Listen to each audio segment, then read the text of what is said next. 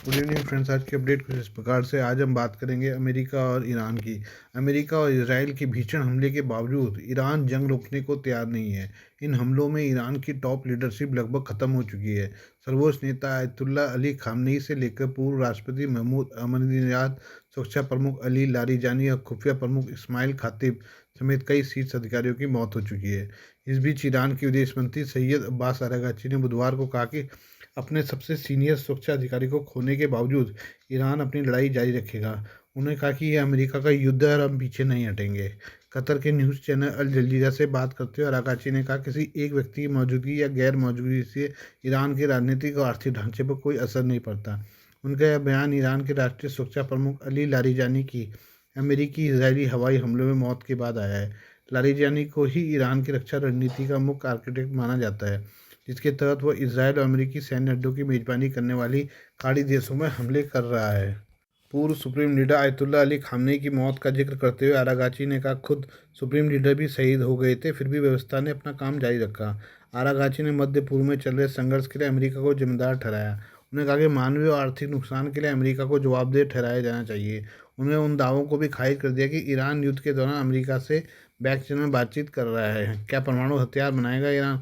अब्बास आरागाची ने कहा है कि परमाणु हथियार बनाने के खिलाफ ईरान के रुख में कोई खास बदलाव नहीं आएगा, लेकिन उन्होंने आगाह किया कि ईरान के नए सुप्रीम लीडर मोजतबा खामनेई ने अभी तक इस मामले पर अपना कोई विचार व्यक्त नहीं किया है। आयतुल्ला अली खामनेई ने अपने फतवों में बार बार यह दावा किया था कि ईरान परमाणु बम नहीं बनाएगा। हालांकि इस पर पश्चिमी देशों ने संदेह जताया था। अंतर्राष्ट्रीय परमाणु ऊर्जा एजेंसी ने भी दावा किया है कि ईरान के पास भारी मात्रा में संवर्धित यूरेनियम है। होर्मुज जलडमरू मध्य की नाकेबंदी पर ईरान का रुख। आरागाची ने मध्य पूर्व के देशों से आग्रह किया कि युद्ध खत्म होने के बाद वे होर्मुज जलडमरू मध्य के लिए एक नया प्रोटोकॉल तैयार करें। उन्होंने कहा कि ऐसा प्रोटोकॉल इस जलमार्ग से सुरक्षित आवाजाही सुनिश्चित कर सकता है, जिससे ईरान और इस क्षेत्र के देशों के हितों को कोई नुकसान नहीं पहुंचेगा। होर्मुज जलडमरू मध्य बंद होने से पूरी दुनिया में ऊर्जा संकट खड़ा हो गया है। हालांकि ईरान ने भारत, चीन, पाकिस्तान जैसे कुछ मित्र देशों के लिए इस रास्ते के सीमित इस्तेमाल की इजाज़त दी है। आइए बात करें रूस की। रूस से तेल से भरा एक जहाज इस हफ्ते के आखिर में भारत पहुंचने जा रहा है। यह रूसी तेल टैंकर चीन जाने के लिए निकला था, लेकिन अब उसने अपना रास्ता बदल लिया है और भारत की ओर आ रहा है। भारत ने हालिया दिनों में रूस से तेल आयात बढ़ाया है, जिसके बाद ये जहाज आ रहा है। रूसी तेल टैंकर का भारत आना इसलिए अहम है क्योंकि ईरान युद्ध की वजह से होर्मुज स्ट्रेट बंद है। इस समुद्री मार्ग के बंद होने से दुनिया भर में तेल और गैस की सप्लाई पर असर पड़ रहा है।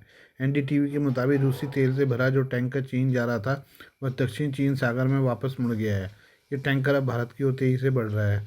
जहाज ट्रैकिंग डेटा के हिसाब से रूस का इक्का टाइटन के 21 मार्च को न्यू मैंगलोर पहुंचने की उम्मीद है।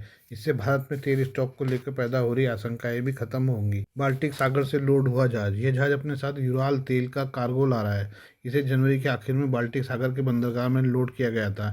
जहाज चीन के रिझाओ बंदरगाह की ओर जा रहा था, लेकिन मार्च के मध्य में दक्षिण पूर्वी एशियाई जल क्षेत्र में इसने दिशा बदल ली। ये बदलाव अमेरिका के भारत को रूस से तेल की खरीद की कथित अनुमति देने के बाद हुआ।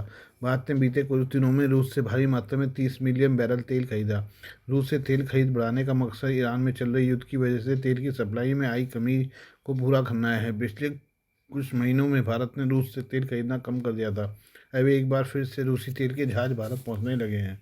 चीन जा रहे टैंकरों ने पकड़ा भारत का रास्ता। वोटेक्सा लिमिटेड का कहना है कि बीते हफ्तों में रूसी तेल ले जा रहे कम से कम 7 टैंकरों ने अपनी यात्रा के बीच में ही अपना रास्ता बदलकर चीन की बजाय भारत की दिशा पकड़ी है।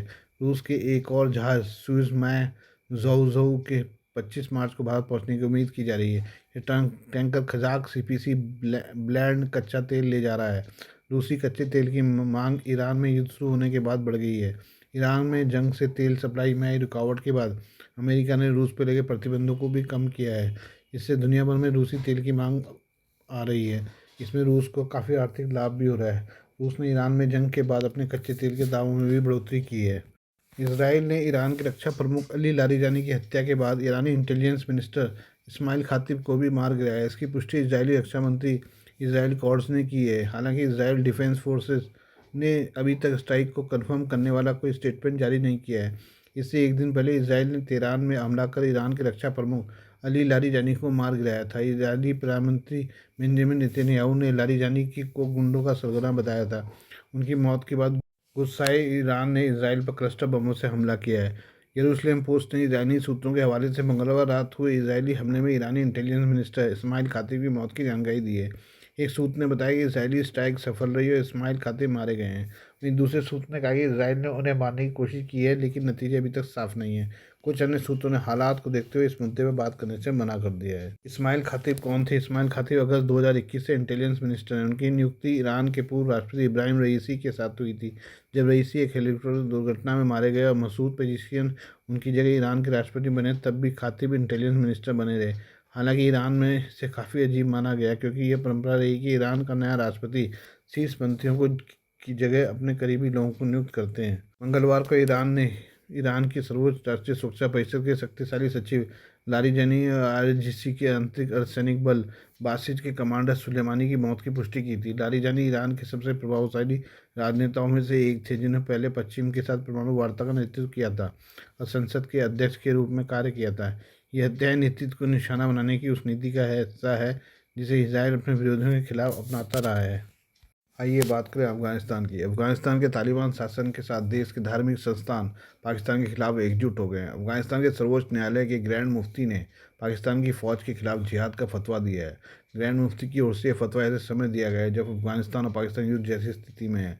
पाकिस्तान आर्मी के सोमवार शाम को काबुल में अस्पताल में बमबारी के बाद दोनों देशों में तनाव बहुत ज़्यादा बढ़ गया है। अफगानिस्तान की मीडिया के मुताबिक सुप्रीम कोर्ट के ग्रैंड मुफ्ती शेख मौलवी अब्दुल रऊफ़ की ओर से मंगलवार को पाकिस्तान के खिलाफ जिहाद का फतवा जारी किया है। फतवे में कहा गया कि देश के सभी मुसलमान मर्दों पर पाकिस्तानी सेना के विरुद्ध युद्ध के शामिल होना फ़र्ज किया जाता है, यानी सभी को पाकिस्तान को दुश्मन मानते हुए लड़ाई लड़नी है। पाकिस्तान का अस्पताल पर हमला। पाकिस्तान आर्मी की सोमवार शाम को काबुल के एक अस्पताल पर हमला किया है। इस हमले में 400 से ज़्यादा लोगों की जान गई है और 250 से ज़्यादा लोग घायल हुए हैं। पुल चरखी क्षेत्र में 2000 बेड वाले उम्मीद एडिक्शन ट्रीटमेंट अस्पताल को निशाना बनाए जाने के बाद काबुल की सरकार और सेना में गुस्सा देखा जा रहा है। अफगानिस्तान के गृह मंत्रालय के प्रवक्ता अब्दुल मतीन ने पाकिस्तान को चेतावनी दी है कि काबुल में फिर गए घातक हवाई हमलों का करारा जवाब दिया जाएगा। अफगानिस्तान की सरकार ने पाकिस्तान के इस हमले को मानवता का खिलाफ अपराध बताया है। अफगान तालिबान ने कहा कि निर्दोष लोगों की मौत का बदला लिया जाएगा। पाकिस्तान और अफगानिस्तान के बीच हालिया हफ्तों में बॉर्डर पर भीषण गोलाबारी देखने को मिली है, लेकिन सोमवार के हमले ने दोनों देशों के संबंधों को निचले स्तर पर पहुंचा दिया है। पाकिस्तानी सेना ने इसे ऑपरेशन गजब लील हक के तहत आतंकी ठिकानों पर हमले बताए हैं। वहीं अफगानिस्तान ने निर्दोष लोगों के मारे जाने की बात कही है। पाकिस्तान की सेना और सरकार लंबे समय से कह रही है कि अफगानिस्तान की ज़मीन पर टीटीपी जैसे गुटों के ठिकाने हैं, जो उनकी ज़मीन पर आतंकी हमलों को अंजाम दे रहे हैं। पाकिस्तान ने इन गुटों को निशाना बनाने का दावा करते हुए अफगानिस्तान में लगातार हमले किए हैं। अफगानिस्तान किसी गुट को पनाह की बात को नकारता है। अफगानिस्तान का कहना है कि पाकिस्तान के आरोप पूरी तरह से बेबुनियाद है। Please do like, share and subscribe this channel of my news, views and analysis by Prakash.